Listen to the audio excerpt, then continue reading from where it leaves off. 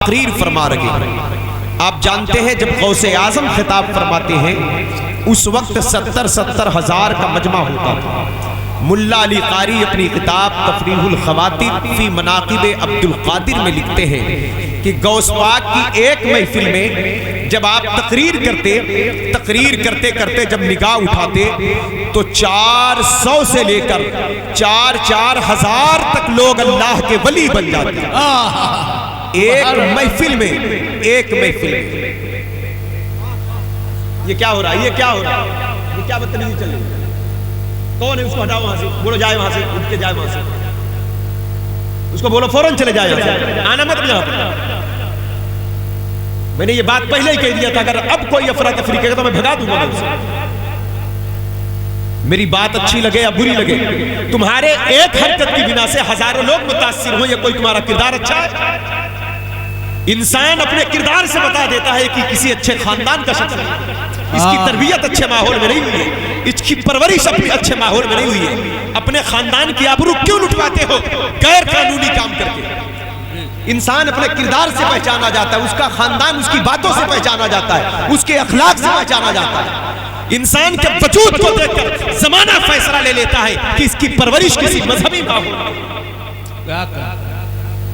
اس لیے اپنے ماں باپ کی رسوائی کا سبب نہ بنو، ایسے بنو کہ اپنے دین کی بھی عزت کا سبب بنو، اپنے رسول کے ناموس کی بھی عزت کا سبب بنو، اپنے ماں باپ کی بھی عزت کا سبب بنو، اپنے خاندان کی بھی عزت کا سبب بنو۔ حضرات گرامی وقار، اس لیے یہ محفل رسول پاک ہے، اتنا اچھا مجمع، اتنے اچھے لوگ بیٹھے، اب اس میں شور شرابہ کریں، ماحول خراب کریں تو کتنی خراب بات ہے۔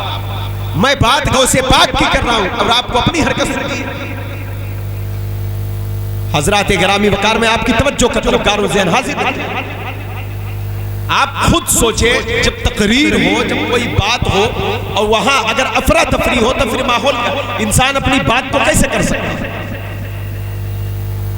اگر میری بات آپ کے سمجھ میں آ رہی تو خدا کے واسطے اب آپ شانت رہیں، ادھر ادھر توجہ نہ کریں، کسی کی طرف اشارہ بازی نہ کریں، دیکھ بھال نہ کریں ادھر ادھر، کوئی کیا پھینک رہا ہے، کوئی کیا لے رہا ہے ہاتھ میں، یہ سب ماحول بند کر دیں۔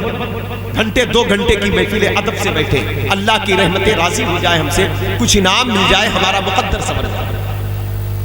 غوث پاک کی محفل ہے، سرکار بڑے پیر کا میں نے ذکر کیا۔ صوفیہ کہتے ہیں غوث پاک کا ذکر وہی ہوتا ہے جہاں غوث اعظم خود موجود ہوتے ہیں۔ کیا بات! غوث پاک کی موجودگی میں غوث پاک کا تذکرہ ہوتا ہے۔ جب بات بڑے پیر کی آتی ہے تو اولیاء کی گردنیں جھکتی ہیں۔ جب نام غوث اعظم کا آتا ہے تو لوگ اپنے دلوں کے افکار کو اس قدر لرزہ برندام کرتے ہیں کہ بات غوث پاک کی ہے، اگر دل بھی غلط حرکت کرے گا پھر بھی ہم گرفت میں آ سکتے ہیں۔ 70 لوگوں کے جنازے اٹھتے تھے غوث پاک کی محفل سے۔ جب تقریر غوث پاک کرتے ہیں تو ہوا میں پرواز کرتے ہیں، آپ کی کرسی ہوا میں معلق ہوتی اور آپ خطاب فرماتے ہیں۔ آواز دینے والوں کو آواز دیتے تھے، اے اسرائیلی گلو، ٹھہر جا ٹھہر جا ٹھہر جا۔ یہ رجال الغیب، یہ ہوا میں پرواز کرنے والے، یہ حضرت خضر کا لشکر ہوتا تھا۔ پھر ہوا میں پرواز کرتے آپ، پھر آتے ممبر پر بیٹھتے، پھر خطاب شروع فرماتے۔ ایک دن لوگوں نے پوچھا کہ حضور آپ تقریر کرتے کرتے آپ اس طرح ہوا میں پرواز کرتے ہیں، اس کے وجوہات، اس کی وجہ کیا ہے؟ غوث پاک فرماتے حضرت خضر گزر رہے تھے، ہوا میں پرواز کر رہے تھے، میں نے ان سے کہا اے بنی اسرائیلی گروہ، کف ٹھہر جاؤ، مجھ محمدی کا کلام سنتے جاؤ۔ تو کہا حضور پھر کیا ہوا؟ کہا حضرت خضر میرے پاس آئے اور آ کر کہتے یا شیخ عبد القادر جیلانی، آپ مجھ سے کہتے ہو میری تقریر سن لو، میرا خطاب سن لو، مجھے دیکھ کر آپ کو حیرت نہیں ہوتی؟ میں خضر ہوں، خضر۔ غوث پاک فرماتے خوب پہچانتا ہوں آپ کو، آپ خضر ہیں۔ تو کہا مجھے دیکھ کر آپ حیرت زدہ نہیں ہوتے؟ میں وہ ہوں جسے دیکھ کر اللہ کا جلیل القدر پیغمبر حضرت موسیٰ علیہ السلام جسے دیکھ کر حیرت زدہ تھے، جس کا ذکر قرآن مقدس میں سورہ طٰہٰ میں صراحت کے ساتھ موجود ہے۔ وہ کشتیوں کا توڑنا، وہ بچے کا قتل کرنا، اس گرتی دیوار کو سنبھالنا، یہ پوری ایک تفصیل ہے۔ تو کہا کہ مجھے بار بار دیکھ کر حضرت موسیٰ علیہ السلام حیرت زدہ ہوئے، بار بار دیکھ کر حیرت زدہ ہوں. میں دیکھ رہا ہوں, سمجھ کے رہیے. کہاں آپ دیکھ رہے ہیں؟ کہا بار بار حضرت موسیٰ علیہ السلام حیرت زدہ ہوئے. حالانکہ وہ جلیل القدر نبی تھے اور آپ اللہ کے ولی ہیں, ولیوں کے ولی ہیں, لیکن ولایت کا منصب کتنا بھی اعلیٰ ہو, لیکن نبوت کی غلامی کا نام ہے, رسالت کی غلامی کا نام ہے, انبیاء کی غلامی کا نام ہے. جب موسیٰ کلیم اللہ ہو کر حیرت زدہ تھے تو آپ مجھے دیکھ کر حیران نہیں ہوتے؟ غوث پاک کا جواب سنیں. بڑے پیر فرماتے ہیں سلام ہو آپ پر اور سلام ہو اللہ کے کلیم موسیٰ علیہ السلام پر. ہم احترام کرتے ہیں موسیٰ پیغمبر کا بھی اور آپ کا بھی, لیکن وہ آپ کے کلام کو سن کر حیرت زدہ ہوتے. وہ بنی اسرائیل کے نبی تھے, لیکن میں کیوں آپ کو سن کر حیرت زدہ ہوں؟ وہ بنی اسرائیل کے نبی تھے, میں محمدی ہوں, محمدی میں محمدی ہوں, محمدی. وہ آپ کے کلام کو سن کر حیرت زدہ ہوتے تھے, مجھے سنتے جاؤ, آپ مجھے سن کر حیرت زدہ ہو جاؤ, آپ مجھے سن کر حیرت زدہ. نعرہ تکبیر, نعرہ رسالت, نعرہ رسالت, حضرت کرامت غوث اعظم, نعرہ تکبیر, نعرہ رسالت. کرامت نہیں, یہ مقام غوث اور یہ مقام امت مصطفیٰ ہے, یہ مقام امت محمدیہ صلی اللہ علیہ وسلم ہے. کہا میں محمدی ہوں, محمدی. میرے اسٹیٹس کو پہچانو, میرے مقام کو سمجھو, میرے منصب کو سمجھو. میں آپ کو سن کر کیوں وہ آپ کو سن کر حیرت زدہ ہوتے تھے, آپ مجھے سن کر حیرت زدہ ہو جاؤ. حضرت خضر کو کہنا پڑا کہ شیخ عبد القادر جیلانی مجھے بار بار حیرت میں ڈالے. اعلیٰ حضرت نے اس پر تبصرہ کیا ہے, فرمایا شکر کے جوش میں جو ہے وہ تجھے کیا جانے, خضر کے ہوش سے پوچھے کوئی رتبہ تیرا. میں نے کہا آپ سمجھو اپنے آپ کو, آپ غوث پاک کے غلام ہو, آپ اس امت میں ہو جس امت میں غوث پاک ہو. اسی پر بس نہیں, آگے چلے. سرکار غوث اعظم تقریر کر رہے ہیں, دیکھا داہنی طرف ممبر لگا ہے, نور کا ممبر, احوا میں معلق و ممبر. اس ممبر پر اللہ کے نبی جلوہ بار اور حضرت موسیٰ علیہ السلام بھی جلوہ کر. میرے آقا صلی اللہ علیہ وسلم نے موسیٰ علیہ السلام سے فرمایا, اے موسیٰ پیغمبر, کیا آپ کی امت میں اس شان کا کوئی شخص ہے جس شان کا میرا بیٹا شیخ عبد القادر جیلانی ہے؟ آپ کی امت میں اس مقام کا کوئی ہے؟ تو موسیٰ علیہ السلام نے کہا یا رسول اللہ, میری امت کیا, اس شان کا شخص کسی امت میں نہیں ہے, یہ تو اللہ نے آپ کو عطا فرمایا ہے, اس شان کا فرد آپ کو عطا فرمایا ہے. حضرات گرامی وقار, پھر غوث اعظم نے جب اس بات کو سنا تو غوث پاک نے کہا قادری فقیروں اور محمدی غلاموں, خوش ہو جاؤ, تم اس امت میں پیدا ہوئے ہو جس امت میں تمہارے ساتھ شیخ عبد القادر جیلانی جلوہ گا.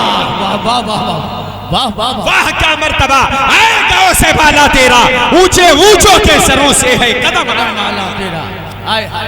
سر بھلا کیا کوئی جانے کی ہے کیسا تیرا, اولیاء ملتے ہیں آنکھیں وہ ہے تلوار.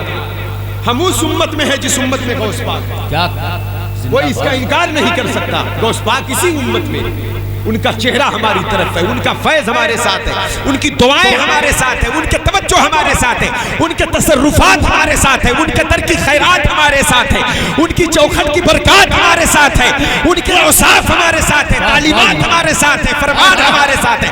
اے مسلمانوں, ہم افراتفری کے ماحول میں کیوں ہیں؟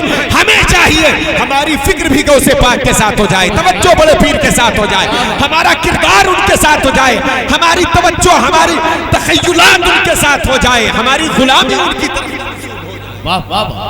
میں آپ کی توجہ کا طلبگار, آپ خاموشی کا مزاج بنائیں, ماحول پیدا کریں تاکہ میں غوث پاک کی تعلیمات کی کچھ باتیں آپ تک ذہن کو حاضر رکھیں. اور میں نے جو پہلے آپ سے کہا, جس کا ذکر ہوتا وہاں موجود ہوتا. حضرت بلخی شاہ رحمۃ عظیم بزرگ ہیں, آپ برسوں سے حضرت کا عرس منا رہے ہیں. جس ولی کا تذکرہ جہاں ہو اس کی روحانیت وہاں ہوتی ہے, اور ہر ولی غوث پاک کا غلام ہے. جب غلام کی توجہ ہوتی ہے تو جو آقا ہے ولیوں کا ولی, پھر اس کی توجہ کا عالم کیا ہوتا ہے. ایک روایت میں پیش کر رہا ہوں, اس کے بعد پھر تعلیمات غوث پاک کی کچھ باتیں پیش کر کے رخصت ہو جاؤں. پہلے آپ یہ ذہن لیں, مذہبی محفلوں کی, دین کی محفلوں کی اس کا خود ادب کیا کریں. ادب کیا کریں. یہ حاجی صاحب کی غلام سرکار مجاہد ملت کے غلام, بزرگوں کو زیارت کیا ہے, بزرگوں کا چہرہ دیکھا. حضور مجاہد ملت اس معاملات میں کس قدر سخت تھے. ذرا سی بھی بے ادبی پر آپ کو کوئی شبہ ہوتا تو فوراً آپ گرفت فرماتے. سرکار مجاہد ملت کی ذات بابرکات, اولیاء کرام صوفیاء کرام کا آج بھی یہ معمول اور ہمیشہ یہ معمول رہا. آپ نے بارہا سنا با ادب با نصیب, بے ادب بے نصیب. یہ ذکر سرکار غوث اعظم کا ہے, یہ ذکر سرکار غریب نواز کا ہے, یہ اللہ والوں کا تذکرہ ہے. بڑی محبت سے ملک کا ماحول یہ ہے, حالات یہ, دستور یہ ہے. بڑی مشکل سے اس ماحول میں ان دنوں میں اس طرح کی محفل میں اثر آ رہی ہے, اور اگر ہم اسے افراتفری کے ماحول میں گزار دیں تو یہ ہمارے لیے بہت بڑی ناکامی کی بات ہے. اس لیے میں آپ کی توجہ کا طلبگار ہوں. آپ دیکھیں غوث پاک کے دربار کے تربیت یافتہ بہت بڑے عالم ربانی علامہ عبد الرحمن ابن جوزی, جنہوں نے اعلان کیا تھا کہ میں نے علم کے جتنے روٹ ہیں سارے روٹ پر میں دوڑ چکا ہوں, لیکن میں جب شیخ عبد القادر جیلانی کے چوکھٹ پر آیا تب مجھے پتا چلا کہ جہاں کے آگے جہاں اور بھی 2 لاکھ عیسائیوں کو آپ نے کلمہ پڑھایا تھا. علامہ عبد الرحمن ابن جوزی کے ایک شاگرد جن کا نام بہت مشہور ہے, جن کے قصیدے نام تو چاہے نہ معلوم آپ, لیکن ان کا کلام ضرور یاد ہوگا. بلغ العلا بکمالہ, کشفت تجا بجمالہ, حسنت جمیع خصالہ. گنبد خضرا کے مکی نے کہا سادی بولو صلو علیہ وآلہ. حضرت شیخ سعدی شیرازی رحمۃ اللہ, یہ علماء کی جماعت تو خوب جانتی ہے, بغیر ان کو پڑھے کوئی عالم نہیں ہو سکتا. جی, بڑے عاشق تھے, بڑے عشق والے تھے. اللہ ان کے عشق کا ذرہ عطا فرمائے. آمین. چند ہی شخصیتیں تو عشق رسول کے حوالے سے مشہور ہوئی. عاشق تو ہر ولی ہوتا ہے, کچھ شخصیتیں مشہور ہوتی ہیں, جیسے امام شرف الدین بوسیری, علامہ عبد الرحمن جامی, علامہ شیخ سعدی شیرازی, علامہ شاہ عبد الحق محدث دہلوی, سیدی سرکار اعلیٰ حضرت امام احمد رضا خان فاضل بریلوی. یہ وہ شخصیتیں ہیں کہ جن کی پہچان ہی عشق رسول. عاشق تو سب ہوتے ہیں, لیکن یہ وہ لوگ ہیں کہ جو خود عاشق نہیں بلکہ جو ان کا عاشق ہو گیا وہ بھی عاشق رسول. اے عشق تیرے صدقے جلنے سے چھٹے سستے, جو آگ بجھا دے گی وہ آگ لگائی.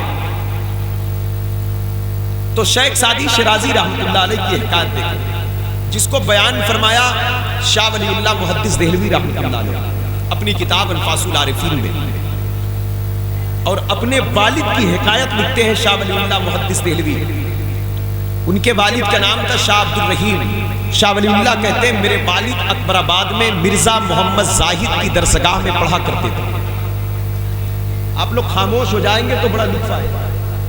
اگر آپ خاموش بیٹھ جائیں گے تو آپ کو بہت کچھ مل جائے گا, بہت فیض آئے گا بزرگوں کا, بڑا کرم ہو جائے گا اللہ رب العزت. اگر آپ لوگ خاموش بیٹھ جائیں گے تو دل سے سنیں گے تو بڑا کرم ہو جائے گا. ارے بغیر خشوع خضوع سے تو نماز فائدہ نہیں دیتی, وہاں بھی خشوع خضوع شرط ہے. قد افلح المؤمنون الذین هم فی صلاتهم خاشعون. کامیابی کو وہ نمازی پہنچا جس نے نماز میں خشوع پیدا کیا, ورنہ انسان اٹھتا بیٹھتا رہے. نماز افضل العبادات ہے, بغیر خشوع سجدہ بے نور ہے, تو پھر بغیر توجہ میلاد نہ پڑھنا آپ کو کیا فائدہ. میں بار بار کہہ رہا ہوں, سمجھنے کی کوشش کیوں نہیں کر رہے آپ, کیوں نہیں کوشش کر رہے آپ. حضرات گرامی وقار اس لیے دیکھیں تاکہ جو باتیں بولی جا رہی اسے یاد رہے, آپ کو ذہن میں رہے. آپ شاہ ولی اللہ محدث دہلوی کہتے ہیں اکبر آباد میں مرزا محمد زاہد کی درسگاہ, کہا میرے والد وہاں پڑھتے تھے, اور کتاب جو پڑھتے تھے علامہ شیخ سعدی شیرازی کی کتاب پڑھتے. وہ فارسی کی جو ابتدائی جماعت میں دارالعلوم میں کتابیں پڑھائی جاتی ہیں, بلسطہ بوسطہ یہی سب کتابیں پڑھ رہے تھے. تو کہا کتاب میرے والد کی کوئی اپنی کتاب نہیں تھی, ذہن اتنا اچھا تھا کہ جو سنتے استاذ تھے یاد ہو جاتا. کہا ایک دن کتاب کا سبق پڑھ کر آنے لگے, اور اپنا سبق جو ذہن پہ حفظ ہوتا ذہن میں وہ پڑھتے چلے آ رہے. پڑھتے پڑھتے پڑھتے پڑھتے راستے میں نیچے کے مقطع کے شعر کا ایک مصرع بھول گئے. جب بھول گئے تو بڑی الجھن بڑھ گئی ان کو. اتنی الجھن بڑھی، اتنی کی گھبراہٹ میں پریشان ہو گئے کہ آج میں بھول گیا، ایک لمبی گلی ملی، اسی الجھن میں چلے جا رہے ہیں۔ اچانک کیا دیکھا کہ ایک بزرگ نظر آئے، سفید لباس تھا ان کا، زلفیں بڑی تھی، چہرہ نورانی تھا اور بدن سے بڑی خوشبو آ رہی تھی۔ تو انہوں نے کہا بیٹے عبد الرحیم تم کچھ پریشان دکھ رہے ہو؟ کہا ہاں حضور میں پریشان ہوں۔ کہا پریشانی کی وجہ کیا ہے بتا سکتے ہو؟ کہا ہاں کتاب کا سبق بھول گیا، ذہن پر اعتماد ہوتا تھا، آج ذہن سے بات نکل گئی، پریشان اس بات پر میں توجہ چاہتا ہوں۔ شیخ سعدی کے کتاب کے سبق کا ایک حصہ بھول گئے شاہ عبد الرحیم تو پریشان ہو گئے۔ آج ہم سرکار کے دین کے کتنے حصے کو فراموش کر دیا، ہمیں حصے کو فکر نہیں۔ آج ہم نماز سے غافل ہو گئے، سچ بولنے سے غافل ہو گئے، حلال سے غافل ہو گئے۔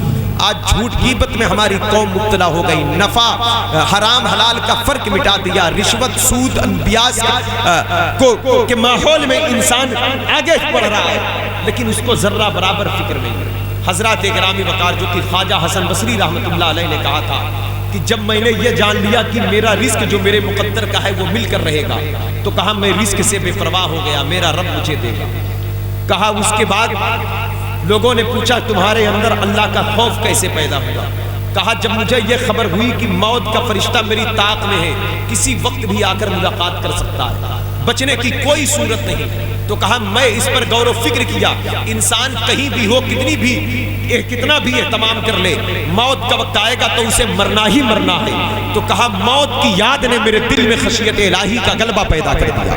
حضرات گرامی پھر آپ کہتے ہیں پھر اسی تجسس اسی فکر نے کہا مرنے کے بعد رب سے ملاقات کرنا ہے، تو پھر کہا رب سے ملاقات کے شوق میں میرے اندر عبادت کی محبت پیدا ہوئی، اتنی محبت پیدا ہو گئی کہ میری راتیں سجدوں میں کاش یہ فکریں ہمارے اندر پیدا ہو، یہ سوچ بھی ہمارے اندر پیدا ہو۔ آج ہم کس قدر دنیا دار بن چکے اور آخرت کی فکر سے اس قدر آزاد ہو گئے اور دنیا کی بیزاری کے بجائے ہم آخرت سے بیزار ہو گئے۔ یہ ہمارے ایمان کی کمزوری کا نتیجہ ہے۔ اس لیے ہم سے موت کا فرشتہ ملاقات کرے اس سے پہلے ہمیں اپنے دین کی طرف پلٹنا ہوگا، اپنے آقا کے فرمان کی طرف پلٹنا ہوگا، اپنے رب کی خوف کی طرف پلٹنا ہوگا، اللہ کی طرف رجوع کرنا ہوگا۔ اور جب تک ہم رجوع نہ کریں گے تب تک یقین جانے یہ دین مصطفیٰ کی برکتیں ہمارے قلوب میں سما نہیں سکتی۔ شیخ سعدی کہتے ہیں، شاہ عبد الرحیم کہتے ہیں، شیخ سعدی ایک اللہ کے ولی ہیں، ایک بزرگ ہیں، ان کی تعلیم کا ایک حصہ میں کھویا تھا تو الجھن کا شکار ہو گیا تھا۔ اور جب انسان کو فکر ہوتی ہے تو نعمت واپس آ جاتی ہے۔ توجہ چاہیے، جب انسان کو فکر ہوتی ہے تو نعمت واپس آ جاتی ہے۔ نمازیں چھوٹتی ہماری، کیا ہمیں کبھی احساس ہوا؟ ہم جھوٹ بول جاتے ہیں، کیا ہم نے کبھی سمجھا یہ کتنا بڑا عذاب ہے؟ ہم لوگوں کو تکلیف دے دیتے ہیں، کیا ہم نے یہ کبھی سوچا غور کیا کہ لوگوں کے لیے ہم گڑھا کھودتے ہیں لیکن تکلیف کا گڑھا، عذاب کا گڑھا ہمارے سامنے ہے؟ کیونکہ جب قدرت انتقام لیتی ہے تو پھر بچنے کے کوئی راستے نظر نہیں آتے۔ تو ایک ہم کو اور آپ کو ایک فکر، ایک ذہن دیا شاہ عبد الرحیم نے۔ کہا جب مجھے فکر لاحق ہوئی تو وہ بزرگ نظر آئے، کہا بیٹے عبد الرحیم تم پریشان ہو؟ کہا ہاں پریشان تو ہوں۔ کہا کتاب کا جو سبق بھولے ہو پڑھو، تم سناؤ مجھے جہاں تک یاد ہے۔ تو کہا حضرت یہ پڑھنے پڑھانے والوں کا شعبہ ہے، یہ اہل علم کا منصب ہے، یہ وہی لوگ مجھے بتا پائیں گے، آپ اسے سن کر کیا کریں گے؟ کہا پڑھو تو شاید میں تمہاری کچھ مدد کروں، کیونکہ وہ جو مدد آئی ہے یہ شاہ عبد الرحیم کے فکر کی بنا پر آئی، یہ ان کی فکر کی بنا پر آئی ہے، ان کی کاوش، ان کی جستجو، ان کی محنت کی بنا پر آئی ہے کہ مطلب ایک سبق بھولے تو فکر مند ہو گئے۔ کاش ایسا ہمارے ساتھ بھی ہو جائے، کبھی فجر کی نماز چھوٹ جائے تو اٹھنے کے بعد بھی ہم کو بھی رونا آ جائے، کبھی ظہر چھوٹ جائے تو ہمیں بھی رونا آ جائے، کبھی جھوٹ زبان سے نکل جائے تو توبہ کرتے وقت، رب سے معافی مانگتے وقت ہمیں بھی رونا آ جائے۔ لیکن یہ کیسے ہوگا؟ اس قدر دل کے اندر گناہ کے بوجھ سے دل اس قدر کالا ہو چکا ہے کہ جب حد سے زیادہ قلب کے اندر گندگی داخل ہو جاتی ہے تو پھر احساس بھی مر جاتا ہے، اور جب احساس مر جائے تو پھر انسان صرف نام کا انسان ہوتا ہے، اصل میں وہ حیوان سے بدتر ہو جاتا ہے۔ تغودار کھاں کے سامنے جب غوث پاک کے غلام سے اس نے کہا تھا میرے کتے کی دم اچھی ہے، آپ کی داڑھی اچھی ہے، تو بڑے پیر کے غلام نے کہا تھا کہ اس کتے سے کام کیا لیتے ہو تم؟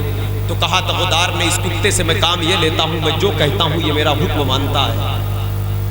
تو یہی کہا تھا غوث پاک کے خادم نے کہ جس طرح یہ تمہارا فرما بردار ہے، اگر اسی طرح میں اللہ اور اس کے رسول کا فرما بردار ہوں تب تو میری داڑھی اچھی ہے، ورنہ میرے کتے کی دم اچھی ہے۔ اگر دین قلب مصطفیٰ، قلب ہمارا اگر عشق مصطفیٰ سے سجا نہیں ہے تو یہ سب چوچلا ہے، باقی اور کچھ نہیں۔ اس لیے میرے دوستو، آؤ اپنے آپ کو اپنے اسلاف کی راہ پر لاؤ۔ آج کہتے شیخ شاہ عبد الرحیم رحمت اللہ تعالیٰ علیہ کہتے کہ آپ سن کے کیا کرو گے؟ کہا کہ دیکھو شاید میں تمہاری کچھ مدد کر دوں، سبق پڑھو۔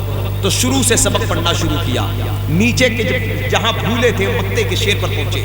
میں اس لائن کو پڑھ دیتا ہوں آپ کے پاس برکت کے لیے۔ کہا سادی بشوئے لوح دل از نقش غیر حق، سادی اپنے دل کی تختی سے باطل نقوش کو دھو ڈال، اپنے دل سے گندگی کو، بغض کو، اناد کو، حسد کو، تکبر کو، ریا کو، دکھاوا کو، تشنع کو، بناوٹ کو، بدگمانی کو، یہ دل کے اندر جتنے خطرات پیدا ہوتے جو یہ دل کے گناہ ہیں جو انسان کو ترقی سے روک دیتے ہیں، اسے دھو ڈالو، جس کے بارے میں اللہ کے نبی نے فرمایا ان فی جسد الانسان مدغۃ اذا صلحت صلح الجسد كلہ واذا فسدت فسد الجسد كلہ الا وہی القلب۔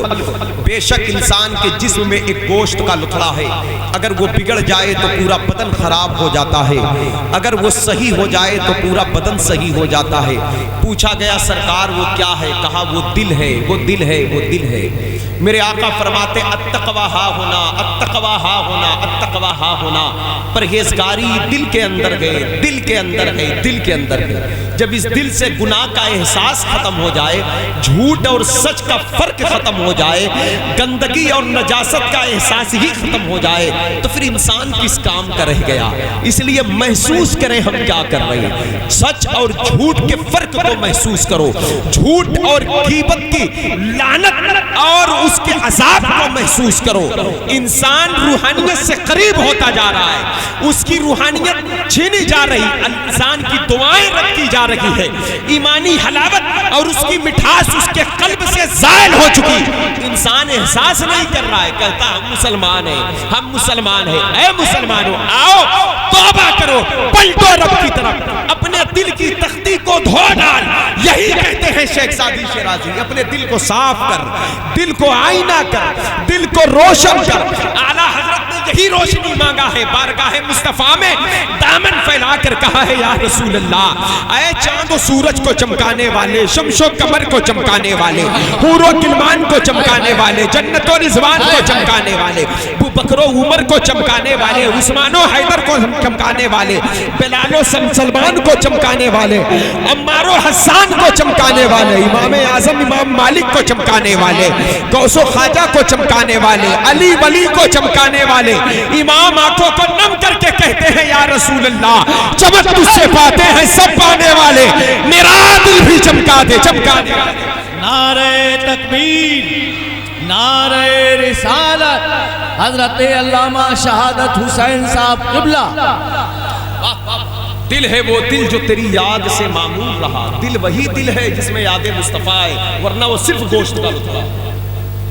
اتنا یاد رکھتے، اگر دل میں نبی کا پیار اور نبی کی یاد نہیں ہے تو صرف وہ گوشت کا لطفہ ہے، خون کی پمپنگ سپلائی کرتا ہے، اس کے علاوہ کچھ نہیں ہے۔ ورنہ اگر دل میں یاد مصطفیٰ ہے، دل تو وہ ہے کہ جو خدا کی جلوہ گاہ ہے۔ خدا مکان و مکان سے پاک ہے، زمین و زمان سے پاک ہے، لیکن خدا رہتا کہاں ہے؟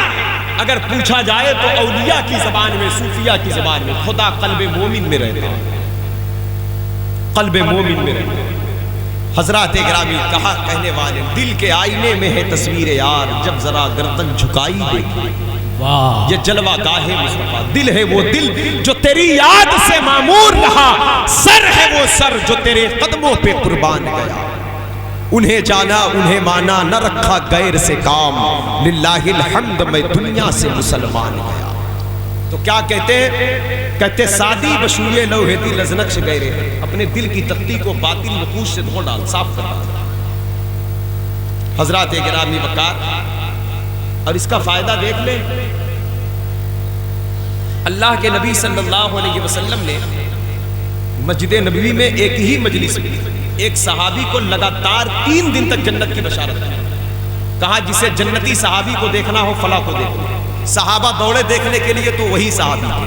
دوسرے دن پھر سرکار نے کہا تو وہی تھے. تیسرے دن پھر سرکار نے کہا تو وہی تھے. حضرات گرامی وقار، جب لگاتار 3 دن تک جنت کی بشارت ملی تو ایک صحابی ان کے گھر مہمان بنے جا. کہا ہمیں مہمان بنا لے. کہا ٹھیک ہے مہمان ہے، آپ مہمان بن جائیں. ہم عرب کے لوگ تو مہمان نوازی پر فخر کرتے ہیں، پھر ہم غلام رسول ہیں، ہم تو توجہ کرتے کوئی مہمان آئے. تو ساتھ میں رات بھر رہے، وضو کیا، کھانا پینا، ناشتہ پانی، تہجد، عبادت، سب کچھ. صبح ہوئی تو کہا حضرت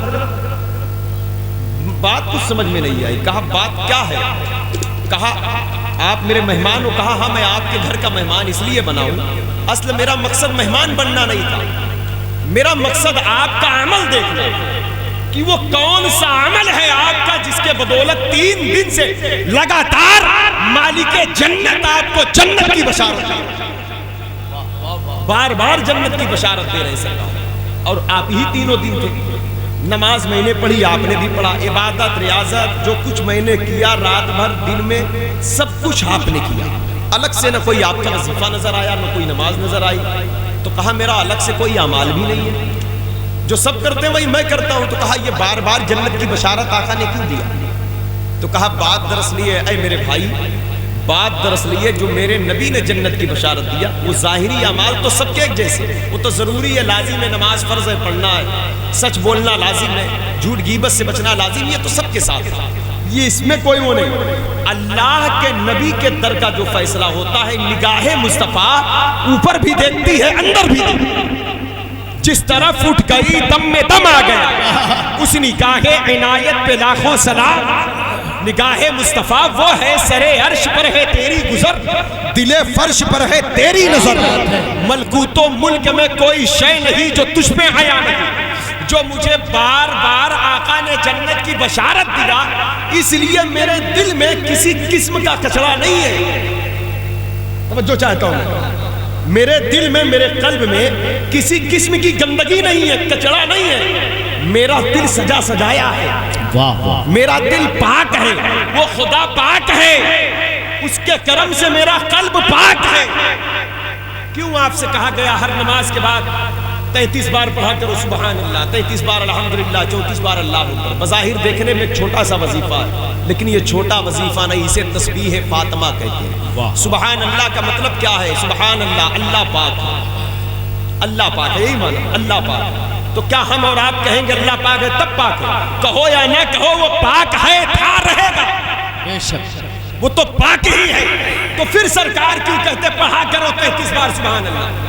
کیوں کہا پڑھنے کو؟ اس لیے کہا اے بندو، اے غلامو، اللہ پاک ہے، اس پاک پروردگار کا خوب ذکر کیا کرو، کہا کرو اللہ پاک ہے، اللہ پاک ہے، اللہ پاک ہے، تاکہ اس کی برکت سے تمہارا دل پاک ہو جائے، تمہاری جلوت پاک ہو جائے، خلوت پاک ہو جائے، ظاہر پاک ہو جائے، باطن نگاہیں پاک ہو جائے، کردار پاک ہو جائے، اوصاف پاک ہو جائے، اخلاق پاک ہو جائے، تخیلات پاک ہو جائے، پرواز پاک ہو جائے. سبحان اللہ، سبحان اللہ. لیکن ہائے افسوس اس یہاں سے کبھی ہم نے کنارہ نہ کیا، پر تو نے دل آزردہ ہمارا نہ کیا.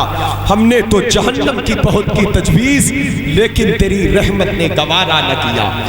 اس لیے میرے دوستو کہا میرے دل میں کسی قسم کا چھل کپٹ نہیں. اگر کوئی میرے ساتھ زیادتی بھی کرتا ہے تو میں اس سے نفرت نہیں کرتا، اللہ رسول کے لیے معاف کر دیتا ہوں. کسی کا بغض نہیں ہے، کسی کا حسد نہیں ہے، ریا دکھاوا تسنع بناوٹ مکاری ہے، یاری نہیں ہے. میرا قلب پاک ہے، صرف اللہ رسول سے محبت کرتا ہوں. تو میرے دل کو جب حضور دیکھتے ہیں تو بار بار کہتے ہیں وہ جنتی آ رہا ہے، وہ جنتی آ رہا ہے، وہ جنتی آ رہا ہے. تو جنت میں جانا ہے تو ہمیں چاہیے اپنے قلب کو صاف کریں. سادی بشوئے لوح دل از نقش غیر حق، سادی اپنے دل کی تختی سے باطن نقوش کو دھو ڈال. کیوں دھو ڈال؟ بات آگے آ رہی ہے. تو کہا حضرت نے اس کے بعد پڑھو. کہا حضرت وہی تو میں بھولا ہوں جو اس کے بعد، وہی تو میں بھولا ہوں جو اس کی بات. تو جو بزرگ آئے تھے انہوں نے کہا علم کی راہ بحق نہ نمایت جہالت است، وہ علم جہالت ہے جو حق کا راستہ نہ دکھائے. مطلب دل صاف کرو، دل روشن کرو، دل نورانی کرو. جو علم دل نہ صاف کر سکا، جو علم دل میں عشق مصطفیٰ نہ ڈال سکا، جو علم دل میں عشق رسول کا جام نہ ڈال سکا، جو علم نبی کی محبت نہ ڈال سکا، نبی کے در کا پتہ نہ بتا سکا، وہ علم نہیں، وہ جہالت ہے. وہ علم نہیں جو علم حق کا راستہ نہ دکھائے، در غوث کا اسیر نہ بنائے، خواجہ کی چوکھٹ کا فقیر نہ بنائے. جو علم خشیت الہی کا غلبہ نہ دے، محبت رسول کا پانی نہ دے، صحابہ کا ادب نہ دے، اہل بیت کا پیار نہ دے، اولیاء کا وقار نہ دے، علماء کا احترام نہ دے، ماں باپ کی قدر نہ دے، نماز کے قیام کی حفاظت کا ذریعہ نہ بنے. جو علم بے حیائی دے، بے شرمی دے، بے غیرتی دے، بے ادبی دے، وہ علم ہے نہیں ہے، وہ تو جہالت ہے. کیا بس وہی کہا وہ علم نہیں، وہ جہالت ہے. وہ علم نہیں، وہ جہالت ہے. یہ میں نہیں کہہ رہا ہوں میرے اوپر کوئی نہ علماء توجہ چاہتا ہوں میں. یہ شیخ سعدی شیرازی کی بات ہے جن کو پڑھ کے ہر شخص عالم بن گیا. بے شک ان کو پڑھے بغیر کوئی مولوی نہیں بن سکتا. وہ کہتے ہیں جو علم عشق رسول نہ دے. اعلیٰ حضرت نہیں کہا اے عشق تیرے صدقے جلنے سے چھٹے سستے. یہ نہیں کہا اے علم تیرے صدقے جلنے سے چھٹے سستے. اے عشق تیرے صدقے. کیوں کہا ایسا؟ کیوں کہا علم کارگر تب ہے جب اس پہ عشق رسول کا رنگ جہاں ہو. اس لیے عشق میں علم پوشیدہ ہے. ہر عاشق عالم ہوتا ہے، ضروری نہیں کہ ہر عالم عاشق رسول. نعرہ تکبیر، نعرہ رسالت، نعرہ رسالت، عرس بلقی شاہ. کیا بات، کیا بات. زندہ باد. حضرات گرامی وقار کہا اے عشق تیرے سے جلنے سے چھٹے سستے. حضرات گرامی آواز دینے والا یہ عالم ہی کہہ رہا تھا نا. یہ بات عالم ہی کہ ذرا ان کی بھی خبر لے لی جائے، ان سے دور رہے. اس سے ہمارا کبھی رشتہ نہیں ہو سکتا جو ہمارے نبی کا نہیں ہے، جو ہمارے رسول کا نہیں ہے. بدعقیدوں بد مذہبوں سے وہ چاہے جتنے چولے بدل لے، کیونکہ جو در مصطفیٰ کا نہیں وہ غلام مصطفیٰ کا. علم کا لیبل، علم کا ٹائٹل بہت بڑا ہے. تھانہ بھون میں بیٹھ کر قرآن کا ترجمہ کرنے والا کوئی جاہل نہیں ہو سکتا، وہ عالم ہی ہوگا. لیکن جو قرآن پڑھ کر نبی کو غیب کا پتہ نہ پا سکے تو عالم نہیں، وہ تو جہالت ہے. بے شک تو کہا وہ علم جہالت ہے. جو علم کی چولے پہن کر کہے نبی ہماری طرح، وہ عالم نہیں، وہ جاہل ہے. عالم وہ ہے جو عشق کا شربت پی کر کہے سرور کہوں کہ مالکو مولا کہوں تجھے باغ خلیل کا گلے زیبا. سبحان سبحان اللہ، سبحان. زندہ باد، زندہ باد یا رسول اللہ. باپ ہائے ہائے ہائے. زندہ باد،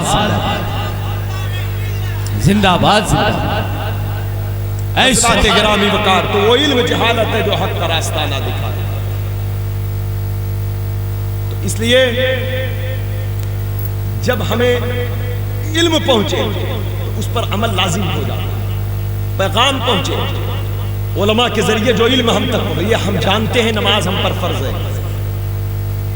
اب ہم بہت جان گئے فرض ہے نماز. نماز کا طریقہ بھی معلوم ہو گیا، اس کے فرائض واجبات بھی معلوم ہو. اگر ہم نماز قائم نہ کریں، ادا نہ کریں تو پھر وہ جاننا کارگر نہیں ہے. وہ جاننا کارگر نہیں ہے. آپ کو جاننا اس لیے ضروری ہوا کہ آپ نماز ادا کریں، مقصد فوت نہ ہو. حضرات گرامی وقار تو وہی کہا وہ علم جہالت ہے جو حق کا راستہ نہ دکھائے. جب اتنی بات ہو گئی تو شاہ عبد الرحیم کہتے میں نے سکون سے سانس لیا. سکون سے میں نے سانس لیا، مجھے ٹھنڈک پہنچی دل میں، کیونکہ میں سبق بھولا تھا نا. دیکھیں جب کبھی دین کی باتیں ہم تک پہنچے تو پھر دل کو سکون ملتا. لیکن کس کو ملے گا؟ جو دیندار. وہ بھولے تھے شیخ سعدی شیرازی کی کتاب کا سبق، آنے والے بزرگ نے بتایا تو سکون مل گیا. لیکن آج معاملہ الٹا ہو گیا. ہم بھول گئے نبی کا سبق، ہم بھول گئے قرآن کا سبق، ہم بھول گئے حدیث کا سبق. ایک تو ہم سیکھنا نہیں چاہتے، کوئی عالم بتائے تو بجائے ہمیں سکون کے ہمیں تکلیف ہونے لگتی. اس کی وجہ کیا؟ ہماری ایمانی حلاوت جو ہے بڑی کمزور ہو چکی ہے، اس کو پرمان چاہیے، اتنا کمزور ایمان، اس لیے ہم کو اس کو قوت دینا ہے، اس کو طاقت دینا ہے۔ کہا مجھے سکون حاصل ہوا، اب مارے خوشی کے میں نے جیب سے پان کے 2 پتے نکالا۔ یہ ہندوستان کی زمین ہے، یہاں پان کھانے کا رواج بہت پہلے سے، نسیم بھائی کھا رہے ہیں، اور پھر آپ بنارس کے ہیں، بنارس کا پان تو مشہور ہے ہر جگہ۔ بہرحال پان کے 2 پتے کہا میں نے نکال کر میں نے ادب سے جھک کر کہا، میں نے کہا حضور اسے قبول کریں؟ تو کہا بیٹا یہ کیا اجرت دے رہے ہو بتانے کی؟ کہا حضرت بڑا غریب آدمی ہوں، کتاب خریدنے کے پیسے نہیں میرے پاس، مدرسے کی کتاب میں پڑھتا ہوں، گھر آتا ہوں تو ذہن پہ حفظ کر کے آتا ہوں، وہی پڑھتا رہتا ہوں۔ جس کے پاس اپنی کتاب نہ ہو وہ کسی سبق بتانے کی اجرت کیا دے سکتا ہے؟ سوکھا روکھا کھا کر پروان چڑھنے والا شخص ہوں میں۔ تو کہا یہ پھر یہ پان کے پتے کیسے؟ کہا حضرت یہ اجرت نہیں ہے، یہ تو نذرانہ تشکر ہے، بزرگوں کا طریقہ رہا، قبول فرما۔ بزرگوں کا طریقہ رہا، نذرانہ تو غوث پاک کو لوگ دیتے تھے، وہ غریبوں میں لٹا دیتے تھے، نذر تو صحابہ اللہ کے حبیب کی بارگاہ میں پیش کرتے، پورا زمانہ پیش کرتا اپنے بڑوں کی بارگاہ میں، اپنے بزرگوں کی بارگاہ میں۔ تو کہا یہ حد یہ تشکر ہے، اور جب بات نذرانے کی ہو جائے، جب بات نذرانے کی ہو جائے تو پھر قبول کرنا لازم ہو جاتا ہے، یہ بزرگوں کا طریقہ ہے۔ ایک بات میں بتا دوں، علامہ ارشد القادری علیہ رحمت و رضوان سرکار مفتی اعظم ہند کو مدعو فرمایا دعوت میں جلسے کے لیے۔ حضور مفتی اعظم ہند جب تشریف لے گئے، یہ ہم لوگ کے لیے بار بار توجہ چاہتا ہوں میں، حضور مفتی اعظم ہند جب تشریف لے گئے حاجی صاحب، تو پروگرام ختم ہوا، دعا لوگ مرید ہوئے، جب حضرت آنے لگے تو حضرت کو ایک لفافہ پیش فرمایا سرکار مفتی اعظم ہند، کہا اسے آپ حضرت قبول فرما لیں، یہ کرایہ ہے اور میں آپ کو کیا دے سکتا ہوں۔ اتنا کہنا تھا، سرکار مفتی اعظم ہند نے اس لفافے کو واپس دیا، کہا مولانا صاحب اگر آپ نذرانہ کہہ کر دیتی تو میرے لیے باعث برکت تھا، میں قبول کرتا۔ آپ نے کرایہ کہا ہے، امام احمد رضا کا بیٹا کرایہ کا مولوی نہیں ہے، کیا کہنے آپ لوگ اس بات کو کہہ کے حضرت میں دینے لائق کیا ہوں، یہ کرایہ بھاڑا ہے۔ ارے کرایہ بھاڑا، یہ عالم کرایہ پر بکے گا؟ نذرانہ 1 روپیہ کہے نہ ہو، نذرانہ کہہ کر لیا کرو، دیا کرو۔ کرایہ عام لوگ لیتے دیتے ہیں، علم رسول کرایہ پر نہیں بکتا ہے، نبی کے ترک نذرانے پر برکت ہے۔ نعرہ تکبیر، نعرہ رسالت، نعرہ رسالت، عرس بلقی شاہ۔ ارے کیا کہنا ہے اللہ زندہ باد۔ بزرگوں کے جو زندگی ہے، ان کی زندگی کے قدم پڑھنا ہم پر لازم ہے، ان کے ہر قدم پر ہمارے لیے ایک سبق ہے، ان کی ہر ادا ہمارے لیے ایک کتاب ہے، ان کی ہر آواز ہمارے لیے ایک لائبریری ہے، ان کی ایک پکار ہمارے لیے ایک درس حیات ہے، ان کی صدا ہمارے لیے در دیار حبیب تک پہنچنے کے لیے ایک راہ ہے، ان کی ہر ادا میں خوف خدا ہے، ان کی ہر پکار میں عشق رسول کی للکار ہے۔ ہمیں پڑھنا چاہیے اپنے اسلاف، ہمیں دیکھنا چاہیے اپنے بزرگوں کو۔ حضرات گرامی وقار، تو کہا حضرت یہ نذرانہ ہے، ہدیہ تشکر، اسے قبول فرمائی، یہ نذر ہے۔ تو قبول فرما لیا، لے لیا، لینے کے بعد تھوڑی دیر ہاتھ میں لیے رہے، اس کے بعد پھر واپس دیا، کہا بیٹا میں نے نذرانہ لے لیا، اب میری طرف سے تم رکھو، تم کو زیادہ ضرورت ہے۔ اب پھر ایک سبق ملا یہاں، نذرانہ صرف لیا ہی نہیں جاتا، کہیں کہیں دیا بھی جاتا ہے۔ ہمارے اسلاف کا، بزرگوں کا جو طریقہ رہا، وہ نذرانہ کوئی امیر دے تو قبول کر لیا، اسے پھر غریبوں میں تقسیم فرماتے، ضرورت مندوں کو، اپنے اوپر بھی خرچ کرتے، اپنے بچوں پر بھی، اور جہاں چاہتے تھے۔ ایک اصول یہ بھی تھا۔ اب سرکار مفتی اعظم ہند کی ایک بات پھر یاد ہے، حضور مفتی اعظم ہند رحمت اللہ تعالیٰ علیہ الہ آباد شہر کنڈا کے علاقے میں یہاں پروگرام میں آئے، جلسے ہو گئے، سب کچھ ہو گیا، اور جس کے گھر حضرت کا قیام تھا اتفاق سے وہ مالی اعتبار سے کمزور، روشن ضمیر بزرگ ولی کامل نگاہ ولایت نے دیکھ لیا، حضرت جانے لگے، گاڑی بیٹھے تو نظر پیش فرمایا کہ حضرت نے قبول فرمایا، لازم۔ اس کے بعد انہوں نے جتنا نذرانہ دیا تھا اس کے 4 گنا نذرانہ حضرت خود ان کو اپنی طرف سے دے کر کہتے میں نے آپ کا نذرانہ لیا، میرا بھی تو نذرانہ قبول فرمائے۔ حضرات گرامی، یہ ہمارے اسلاف کا، ہمارے بزرگوں کا طریقہ رہا۔ تو کہا شیخ سعدی شیرازی نے، بیٹا عبد الرحیم میں نے 5 جو نذرانہ تھا لے لیا، مجھ سے زیادہ اس کی ضرورت تمہیں، اب میری طرف سے تم اسے قبول کرو۔ تو انہوں نے 5 دیا، دے کر وہ ہوا میں پرواز کر۔ وہ جو بزرگ تھے وہ ہوا میں پرواز کیے۔ جب وہ ہوا میں پرواز کیے تب شاہ عبد الرحیم شاہ ولی اللہ کے والد کہتے ہیں تب میں نے سمجھا کہ آنے والا جو بزرگ ہے یہ کوئی بشر نہیں تھا، یہ کوئی اللہ کے ولی کی روح تھی جو میری مدد کے لیے آئی تھی۔ بادب ہو کر آواز دیا، کہا حضور اپنا نام بتاتے جائیں، فاتحہ پڑھا کروں گا، اصالہ ثواب کیا کروں گا۔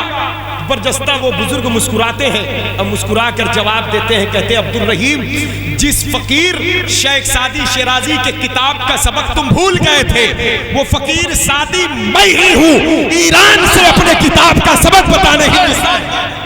واہ واہ واہ حضرات گرامی، اور یہ شیخ سعدی شیرازی ہے کون؟ یہ غوث اعظم کے شاگرد شاہ علامہ عبد الرحمن ابن جوزی کے شاگرد ہیں، غوث پاک کے پوتے شاگرد ہوئے۔ جب غوث پاک کے در کے غلاموں اور فقیروں کے تصرفات کا یہ عالم ہے تو پھر بڑے پیر کی شان کا عالم کیا ہوگا، ان کے تصرفات۔ غوث پاک خود فرماتے میں اپنے جد کا وجود ہوں، جب ان کی کتاب کا سبق بھول جائیں تو بتانے آ جائیں تو جہاں غوث پاک کا ذکر ہو تو وہاں کتنا فیض آئے۔ اس لیے میرے دوستوں غوث پاک کی زندگی کا حصہ دیکھیں۔ غوث پاک اپنے خطاب میں بیان فرماتے اپنی باتوں میں، کہتے بندے مومن کے لیے لازم یہ ہے کہ والذین یبیتون لربہم سجدا وقیاما، اہل ایمان اللہ والے وہ ہیں جو کامل مومن ہیں جن کی راتیں قیام اور سجدوں میں گزر جاتی ہیں، قیام اور سجدوں میں گزر جاتی ہیں۔ اور کہا یہ اوصاف بندے مومن کے اندر ہونا لازم ہے، جیسے حضرت عثمان غنی رضی اللہ تعالیٰ عنہ سے اللہ کے نبی صلی اللہ علیہ وسلم نے پوچھا عثمان تمہیں پسند کیا ہے؟ کہا یا رسول اللہ جب زمانہ سو رہا ہو تو رات کی تاریکی میں خدا کی بارگاہ میں سجدے میں رونا مجھے بہت پسند ہے، سجدوں میں گڑگڑانا مجھے بہت پسند ہے۔ اور فرمایا والذین یبیتون لربہم سجدا وقیاما، غوث پاک کہتے اسی آیت کی تلاوت کے شوق نے مجھے 40 سال تک مصلی پر کھڑا کیا اور میرے رب نے اتنا جما دیا مجھے کہ میں 40 برس تک عشاء کے وضو سے فجر پڑھتا۔ حضرات گرامی وقار پھر اس پر کلام کرتے ہیں عبداللہ ابن عباس، کہتے ہیں جس نے عشاء کی نماز پڑھا، عشاء کی نماز کے بعد 2 رکعت اور پڑھ لیا، 2 رکعت میں اور اضافہ کر لیا تو اس آیت کا پورا فیض اسے مل جائے گا۔ پھر ایک حدیث آئی، فرمایا اللہ کے نبی نے جس نے عشاء کی نماز جماعت سے ادا کیا اس نے آدھی رات کا ثواب پایا، اور جس نے فجر بھی اٹھ کر جماعت سے پڑھ لیا تو وہ پوری رات کا کامل ثواب پائے گا، اور 2 رکعت نماز میں اضافہ کیا تو اس آیت کا فیض پایا، اور اگر عشاء جماعت سے پڑھا فجر تو وہ پوری رات ایسا ہے جیسے وہ عبادت میں ہے۔ اسی بات کو لے کر سرکار غوث پاک فرماتے ہیں بندے مومن اس آیت کا فیض تو حاصل کر تاکہ تیرے اندر ایمان کے اوصاف پائے جائیں، ایمان کی حلاوت پائی جائے، ایمان کی مٹھاس پائی جائے۔ پھر غوث پاک سے پوچھا گیا حضور اس کا فیض ہمیں کیسے ملے، ہم کمزور لوگ ہیں، ہم کیسے رات بھر عبادت کریں؟ جواب ملا عشاء کی نماز فجر کی نماز کی جماعت کو لازم پکڑ، اور رات کے کچھ حصوں میں وقت میسر آئے تو اللہ کی بارگاہ میں سر بسجود ہو جا، تجھے اس آیت کا فیض ملے گا۔ یعنی تو اپنی کمزور طاقت کے مطابق کم عمل کرے گا، لیکن اگر تو لگا رہے گا تو میرے عمل کا فیض تیرے عمل کو طاقت دیتا رہے گا، میرے عمل کا فیض تیری عمل کو قوت دیتا۔ لیکن آج افسوس اس بات پر ہے کہ آج ہم کہاں کھو گئے، آج مسجدیں ہماری ویران ہو رہی ہیں، آج ہم نمازوں سے دور، آج ہم سجدوں سے دور ہیں، رسول پاک کی آنکھوں کی ٹھنڈک نماز ہے، آج ہماری نسلیں مسجد کے دروازوں سے دور ہیں۔ اپنے رب کی طرف رجوع کریں، اللہ کی طرف آئیں، اللہ سے معافی مانگیں، اور اگر ہماری آنکھیں نہیں کھلتی تو آپ دیکھیں اللہ والے رات رات بھر عبادت کرتے ہیں، رات رات بھر سجدے کرتے ہیں، اور پھر بھی وہ دنیا میں سینہ تان کر اکڑ کے نہیں چلتے، بلکہ وہ قیامت کے دن کے معاملات میں اس قدر خوف زدہ ہوتے ہیں کہ فرمایا والذین یقولون ربنا اصرف عنا عذاب جہنم ان عذابها کان غراما انها ساءت مستقرا و مقاما۔ جب صبح ہوتی ہے تو کہتے ہیں اے اللہ جہنم کی آگ کو ہم سے دور رکھ، کتنی سخت یہ ٹھہرنے کی جگہ ہے، کتنا سخت یہ گلے کا فندہ ہے، کتنی بری یہ ٹھہرنے کی جگہ ہے۔ میرے دوستو وہ جہنم کی آگ جس کے تصورات سے حضرت عمر فاروق اعظم روتے تھے، جس کی فکر میں صحابہ کرام روتے رہا کرتے تھے، حضرات گرامی وقار، اس لیے میرے دوستوں کسی ایک بزرگ سے کسی نے پوچھا کہ حضرت آپ کبھی مسکراتے نہیں ہیں؟ جواب عطا فرمایا کہ ہمارے سامنے قیامت کا میدان ہے، ہم مسکرائے کیوں؟ حضرت صدیق اکبر رضی اللہ تعالیٰ عنہ مدینے کے باغات سے گزر رہے ہیں، ایک چڑیا ایک پرندہ درخت کے اوپر چیخ رہا ہے، تو آپ کہتے ہیں اللہ کاش میں پرندہ ہوتا۔ لوگوں نے کہا ابو بکر پرندے ہونے کی بات کیوں کرتے ہو؟ کہا اس لیے کرتا ہوں کہ قیامت کے دن اللہ کی عدالت میں مجھے حساب دینا ہے، اس پرندے کو حساب نہیں دینا ہے۔ حضرات گرامی عمر فاروق اعظم کہتے کاش میری ماں نے مجھے پیدا نہ کیا ہوتا۔ حضرت مولائے کائنات جس کی شان یہ ہے، آقا فرماتے من کنت مولا فعلی مولا، جس کا میں مولا ہوں علی اس کے مولا ہے۔ سرکار غوث پاک سے پوچھا گیا تھا کہ آپ مقام ولایت کو، علی کی ولایت کو ظاہر فرمائیں اور شان علی بتائیں، تو آپ نے کہا تھا لوگوں میں کیا بتاؤں، جب میرے منہ میں 7 مرتبہ لعاب رسول پاک نے ڈالا تھا، 6 مرتبہ مولا علی نے ڈالا تھا، تو میری مجلس میں نبی بھی سننے آ گئے اور تمام امت کے ولی اولین و آخرین کے اولیاء بھی آ گئے۔ غوث پاک سے پوچھا گیا حضور نبی کیوں آپ کو سننے آتے تھے؟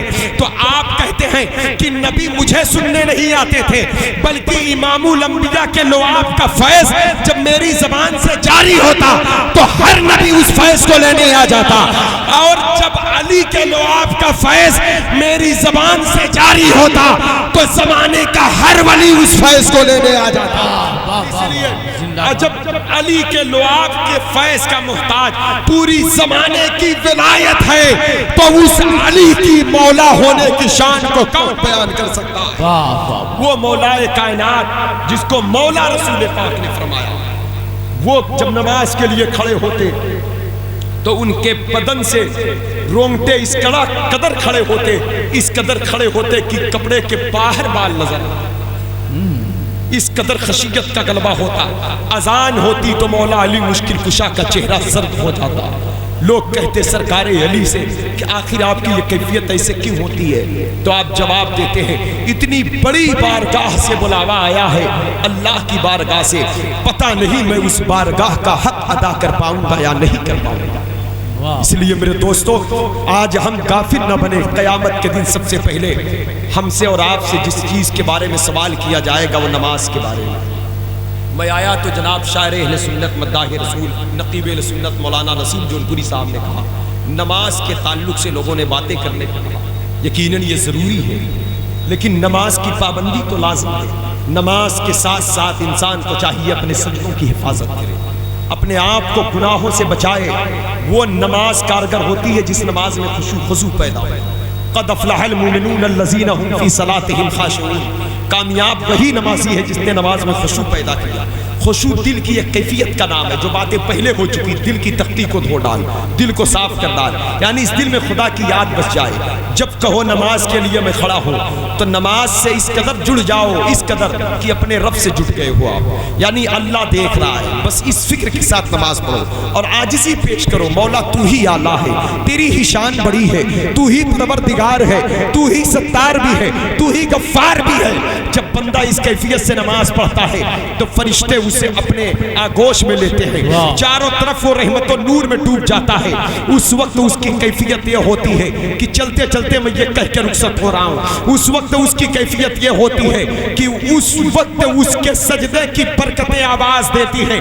جب بندہ مولا سے ملا قیام کے ذریعے، عبادت کے ذریعے، سجدے کے ذریعے، قعدہ کے ذریعے، بندہ تھا جب مولا سے ملا تو اس کی اندر وہ طاقت و قوت ڈالی گئی کہ اس کا دل روشن ہوا، قلب روشن ہوا، سینہ مدینہ بنا۔ جس زمین پر سجدہ کیا تھا اس زمین کے ذرے روشن ہوئے اور ذروں سے آواز اٹھی کہ اب تو اور معبود کے درمیان کے پردے اٹھا دے نماز، خالق و مخلوق کی ملاقات کا ذریعہ ہے نماز، ساجد و مسجود کی گفتگو کا طریقہ ہے نماز، انسان کو خدا کی بارگاہ تک پہنچا دے نماز، ایک انقلابی پیغام ہے نماز، ایک خدائی آواز ہے نماز، ایک مستحکم ضابطۂ حیات ہے نماز، انسانی ہدایت و رہنمائی کا روشن چراغ ہے نماز، انسان کے پھسلتے ہوئے قدم کو صراط مستقیم پر گامزن کر دے نماز، خدا کے ذکر کے لیے قائم کرو نماز، بری اور بے حیائی باتوں سے روکے نماز، رسول اللہ کی آنکھوں کی ٹھنڈک ہے نماز، دین کا ستون ہے نماز، اسلام کی شان ہے نماز، مومن کی پہچان ہے نماز، نجات کا سامان ہے نماز، مغفرت کا اعلان ہے نماز، اللہ کی رضا ہے نماز، مصطفیٰ کی عطا ہے نماز، کربلا کی آواز ہے نماز، صدیق کی صداقت کا ہے نماز، فاروق کی عدالت کا حسن ہے نماز، عثمان کی سخاوت کی برکت ہے نماز، علی کی شجاعت کی جرت ہے نماز، فاطمہ کی طہارت کی برکت ہے نماز، عبد الرحمن بن عوف کی امیری ہے نماز، حضرت ابو ذر غفاری کی فقیری ہے نماز، حضرت زینب کی آنسوؤں کی خیرات ہے نماز، سکینہ کی آہوں کی برکت ہے نماز، عابد بیمار کے پاؤں میں لگی ہوئی بیڑیوں کے درد کا احساس ہے نماز، حضرت علی اصغر کے خشک حلقوم کی پکار ہے نماز، عباس علم برزار کے کٹے ہوئے بازوؤں کا احساس ہے نماز، امام اعظم کا علم ہے نماز، امام مالک کا عشق ہے نماز، امام شافعی کا استدلال ہے نماز، امام احمد ابن حنبل کی فقہی بصیرت ہے نماز، امام غزالی کی فکر ہے نماز، غوث اعظم کی عبادت ہے نماز، خواجہ کی تبلیغ ہے نماز، بابا فرید کی درویشی ہے نماز، ابو علی شاہ قلندر کی مستی ہے نماز، محبوب الہی کی محبوبیت کی برکت ہے نماز، صابر کلیر کا صبر ہے نماز، وارث دیوا کا عشق ہے نماز، اعلیٰ حضرت کا فتویٰ ہے نماز، حجت اسلام کے حسن کی برکت ہے نماز، مفتی اعظم کا تقویٰ ہے نماز، مفسر اعظم کے علم کی قلم کی روشنائی کی تحریر ہے نماز، مجاہد ملت کا کردار ہے نماز، حافظ ملت کا معیار ہے نماز، تاج الشریعہ کی للکار ہے نماز، نماز وہ عبادت ہے جب محبت میں سر جھکتا ہے تو کعبہ نظر آتا ہے، جب دل جھکتا ہے تو جلوہ خدا۔ نعرہ تکبیر، نعرہ رسالت، حضرت علامہ شہادت حسین صاحب قبلہ۔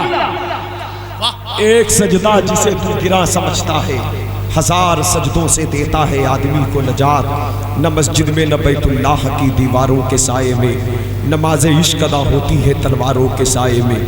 جب جب قوم پر دن اچھے حالات بگڑ گئے، اچھے دن ناراض ہو گئے، جب قوم بدنظمی کا شکار ہوئی، جب قوم پر ظالمین مسلط کیے گئے، تو اس وقت تک قوم کے سر پر عزت کا دستار نہیں سجی جب تک وہ قوم اپنے رب کی طرف نہیں پڑھی۔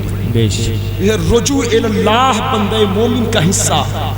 فرمایا الا من تاب وآمن وعمل عملا صالحا فاولئک یبدل اللہ سیئاتہم حسنات۔ بندے کو چاہیے کہ وہ اللہ پر ایمان لائے، اللہ کی طرف رجوع کرے، کتنا بھی بڑا مجرم ہو، کتنا بھی بڑا گنہگار ہو، کتنا بھی بڑا خطا کار ہو۔ اللہ کا فرمان ہے میرے بندے، جب تو میری چوکھٹ پہ آ ہی گیا ہے، جب تو ندامت کا آنسو اور لرزتا دل لے کر اور توبہ کے دامن کو پھیلا کر آ گیا ہے، تو میں وہ نہیں ہوں جو تجھے جھڑک دوں۔ میری رحمتیں تو انتظار کرتی ہیں کہ آ۔ لوگوں سے لوگ مانگتے ہیں تو ایک دو دن دیتے ہیں، تیسرے دن مانگے تو لوگ ناراض ہو جاتے ہیں۔ تنہا میں تیرا خدا ہوں میرے بندے، تو مجھ سے روز مانگتا ہے تو میں خوش ہوتا ہوں، دیتا بھی ہوں، کہتا ہوں میرے بندے اور مانگ، میرے بندے اور مانگ، میرے بندے اور مانگ۔ ایک بات اور سن، اے میرے بندے تو در در کیوں مانگتا ہے؟ در در مانگنے والا ذلیل ہو جاتا ہے، میرے در پر جو جتنا زیادہ مانگتا ہے اتنا ہی عزتدار ہو جاتا ہے، جو جتنا مانگتا ہے اتنا ہی اس کا وقار بڑھ جاتا ہے۔ اس لیے آج جب تو آ گیا ہے تو میں تجھے صرف معاف نہیں کروں گا، بلکہ وَعَمَلَ عَمَلًا صَالِحًا فَأُولَئِكَ يُبَدِّلُ اللَّهُ سَيِّئَاتِهِمْ حَسَنَاتٍ۔ تیرے گناہ کو معاف کر دوں گا، اور جتنے تیرے گناہ ہیں ان گناہوں کے برابر میں تجھے اتنی نیکیاں عطا کر دوں گا، تیری گناہ کو نیکیوں میں تبدیل کر دوں گا، تیرے عذاب کو ثواب میں بدل دوں گا، نجاست کو طہارت میں بدل دوں گا، غلاظت کو پاکیزگی میں بدل دوں گا۔ میرے بندے آ میرے دروازے پر، آ میری ندامت کا آنسو لے کر آ۔ کیا تو میری رحمتوں کو نہیں دیکھا؟ میں نے اس بات کو مشاہدے میں رکھا ہے، حضرت عمر فاروق اعظم کا دور خلافت کون نہیں جانتا؟ شرابی شراب لے کر آ رہا ہے، راستے میں دیکھا جناب عمر کھڑے ہیں، کہا اے میرے پروردگار، شرابی نے کہا اللہ عمر کے قہر سے بچا لے، اب میں کبھی شراب نہیں پیوں گا۔ ہم بھی بہت شراب کے اڈوں کی زینت بنتے ہیں، جوا کے اڈوں کی زینت بنتے ہیں، عیاشی کے اڈوں کی زینت بنتے ہیں، ہم بھی بہت ساری برائیاں کر چکے ہیں، ہم کو لت پڑ چکی ہے، لیکن ہمیں چاہیے نہ جانے کل کا سویرا ہو یا نہ ہو، اگر ہو گیا تو کل کی شام ہو یا نہ ہو، زندگی میں ایک دن ایسا ہے آنے والا جو ہماری زندگی کی آخری شام ہوگی، ایک صبح ایسی ضرور ہونی ہے، لازم ہے ہمارے ساتھ آپ کے ساتھ بھی، جو زندگی کا آخری سورج ہوگا، آخری شام ہوگی، آخری رات ہوگی، آخری غذا ہوگی۔ اس لیے وہ دن کل بھی ہو سکتا ہے، پرسوں بھی، 10 سال بعد بھی، 100 سال بعد، یہ علم اللہ کے رسول کو ہے، حضرات گرامی وقار، لیکن یہ کنفرم ہے وہ دن آنا ہے ہر شخص کے لیے، ہر امیر کے لیے، ہر غریب کے لیے، ہر کمزور کے لیے، ہر بوڑھے کے لیے، ہر طاقتور کے لیے، ہر عادل کے لیے، ہر ظالم کے لیے، ہر سخی کے لیے، ہر فقیر کے لیے، ہر اچھے کے لیے، ہر برے کے لیے، ہر نمازی کے لیے، ہر بے نمازی کے لیے۔ لیکن جو نمازی ہے وہ دن اس کے لیے خوشی کا دن ہوگا، جو سچا ہے وہ دن اس کے لیے انعام کا دن ہوگا، جو سخی ہے وہ دن اس کے لیے برکت کا دن ہوگا، جو عادل ہے وہ دن اس کے لیے رحمت کا دن ہوگا، جو جھوٹا ہے وہ دن اس کے لیے عذاب کا دن ہوگا، جو ظالم ہے وہ دن اس کی ذلت و رسوائی کا دن ہوگا، جو بخیل ہے وہ دن اس کے لیے ہلاکت کا دن ہوگا۔ وہ دن آنے والا ہے، وہ دن آئے اس سے پہلے ہمیں چاہیے، ابھی ہماری سانسیں چل رہی ہے، عقل بیدار ہے، بدن میں طاقت ہے، وجود میں لہو دوڑ رہا ہے، اس سے پہلے ہم اللہ کی طرف آ جائیں، اللہ سے معافی مانگے، اللہ تو معاف کر دے گا۔ مشیت نے آواز دی میرے بندے ہاں معاف کر دوں گا۔ دیکھ حضرت عمر کو دیکھ کر شرابی نے کہا تھا مولا عمر کے قہر سے بچا لے، اب میں شراب نہیں پیوں گا۔ اتنا کہنا تھا کہ جناب عمر شرابی کے پاس آئے، کہا اے فلاں تیرے ہاتھ میں کیا ہے؟ کہا حضرت شراب کی سرکے کی بوتل ہے۔ کہا سرکے کی بوتل؟ کہا ہاں۔ جب لیا ہاتھ میں دیکھا تو شراب نہیں سرکہ ہی ہے۔ میں آپ سے پوچھنا چاہتا ہوں، شراب ایک ناپاک شے ہے، سرکہ ایک پاک شے ہے، شراب نجاست ہے، سرکہ میں طہارت ہے، سرکہ ایک پاک غذا ہے۔ ایک شراب کو سرکہ بنانے والا کون ہے؟ نجاست کو طہارت میں بدلنے والا کون ہے؟ غلاظت کو پاکیزگی میں بدلنے والا کون ہے؟ تو جواب ملے گا اس بندے نے خدا پر بھروسہ کیا تھا، اللہ سے وعدہ کیا تھا، اللہ سے معافی مانگا، تو اللہ نے اس کے سر پہ عزت کا تاج رکھ دیا۔ رب نے کہا میرے بندے جب میں توبہ کی برکت سے شراب کو سرکہ بنا سکتا ہوں تو آ میری چوکھٹ پر آ، میرے دروازے پر آ، پلکوں کو نم کر کے آ، دل کو بچھا کر آ، لرزہ پر اندام ہو کر آ، ندامت کا آنسو لے کر آ، شرمندگی کا احساس لے کر آ۔ جب شراب کو سرکہ بنا سکتا ہوں تو تیرے عذاب کو بھی ثواب بنا دوں گا، تیرے گناہوں کو نیکیوں میں تبدیل کر دوں گا، تیری برائیوں کو انعامات میں بدل دوں گا۔ اس لیے میرے دوستو ہمیں چاہیے کہ ہم لازم پکڑیں، نماز کی پابندی کو لازم پکڑیں۔ بری اور بے حیائی باتوں سے جو چیز روکتی ہے وہ نماز ہے۔ سچی توبہ کی توفیق نماز کی برکت سے ملتی ہے۔ نماز کی پابندی کے ساتھ ساتھ کم از کم 100 مرتبہ درود شریف پڑھنا روز لازم پکڑے۔ جو لوگ درود پڑھتے ہیں انشاءاللہ وہ جہنم کی بو سے بھی محفوظ ہیں، ان کے جسم کو جہنم نہیں جلا پائے۔ آقا فرماتے جو درود پڑھنا بھول گیا وہ جنت کا راستہ بھول گیا۔ تو دوسرا روپ پلٹ کے خود سامنے آ گیا کہ جس کو درود پڑھنا آ گیا وہ جنت کی راہ پر آ گیا، جو بھول گیا وہ جنت کا راستہ بھول گیا، جو پا گیا وہ جنت کے دروازے پر بھول گیا۔ فرماتے آقا جس نے صبح 10 مرتبہ شام 10 مرتبہ مجھ پر درود بھیجنے کا عادی ہو گیا، قیامت کے دن میں اس کی شفاعت کروں گا۔ فرمایا جو 50 مرتبہ درود بھیجے مجھ پر قیامت کے دن میں اس سے مصافحہ کروں گا۔ فرمایا جو 100 مرتبہ درود بھیجے مجھ پر فرشتہ اس کی پیشانی پر لکھ دیتا ہے یہ بندہ منافق نہیں ہے اور یہ جہنم سے آزاد ہے۔ ہر رات توبہ کر کے سویا کرو. کسی کے خلاف کوئی شان زبان سے غلطی ہوئی تو معافی مانگ کر اللہ سے, اور جس کی توہین کیا, کسی کو نازیبا کلمات کہا تو اس سے معافی مانگ لیا کرو. کیونکہ بندے کے اگر گرفت میں آئے, اگر حقوق العباد کے گرفت میں آئے تو جب تک وہ معاف نہ کرے اللہ معاف نہ کرے گا. کیونکہ مسلمان کی زندگی یہی ہے کہ وہ دنیا میں آسمان کے نیچے آخرت کو بھول کر سانس نہ لے. آخرت کو بھول کر سانس وہ لوگ لیتے ہیں جن کے پاس اسلام نہیں پہنچا ہے. آپ کے پاس تو کلمہ آ گیا, اسلام آ گیا, غوث کا فرمان آ گیا, خواجہ کی تبلیغ آ گئی, بلخی شاہ کا عرس منا رہے ہیں, ان کا پیغام موجود ہے, ان کی توجہ موجود ہے, ان علماء کی تعلیمات موجود ہے, یہ بزرگوں کے صحبت یافتہ مشائخ حجاز کرام کا قافلہ موجود ہے. تو اس لیے وہ اور قومی ہوں گی جو آخرت سے بے خبر ہوں گی. ہمارا ہر قدم فکر آخرت میں اٹھے گا. انہیں جانا انہیں مانا, نہ رکھا غیر سے کام, للہ الحمد میں دنیا سے مسلمان. اللہ تعالیٰ کی بارگاہ میں دعا ہے اللہ تعالیٰ ہم سب کو سچی توبہ کی توفیق عطا فرمائے. بولنے میں سننے میں جو غلطی جو خطائیں ہو اللہ معاف فرمائے. تقریر کے دوران ابتدائی وقت میں کچھ سخت جملے میں نے آپ سے کہا, اللہ مجھے معاف فرمائے اور آپ کو بھی معاف فرمائے, لیکن اتنا ضروری بھی تھا. ڈاکٹر لشکر لگاتا ہے تو پھر مریض کو ہلاک کرنے کے لیے نہیں, اس کے فائدے کے لیے. اگر آپ خاموش نہ ہوتے تو اتنی بات میں کیسے کر پاتا, لیکن خاموش ہی رہیے گا. میرے بعد علامہ حضرت علامہ مفتی حماد صاحب کی تقریر ہوگی, شعراء کرام پڑھیں گے, سب کو محبت سے آپ سماعت کریں. جو باتیں ہوئی اللہ زیادہ سے زیادہ مجھے, ہم سب کو, تمام تر علماء کرام کو خلوص اور للہیت کے ساتھ خوب عمل کی توفیق رفیق عطا فرمائے. استغفر اللہ. میرے ساتھ مل کر تمام اگلے پچھلے گناہوں سے اور آئندہ گناہوں سے بچنے کی نیت سے توبہ استغفار پڑھیں. استغفر اللہ استغفر اللہ استغفر اللہ کل ذنوبی یا ستار یا غفار بحق الشیخ عبد القادر جیلانی. یا رسول اللہ تیری سرکار میں لاتا ہے رضا اس کو شفیع, جو میرا غوث ہے اور لاڈلا بیٹا تیرا. وما علینا الا البلاغ.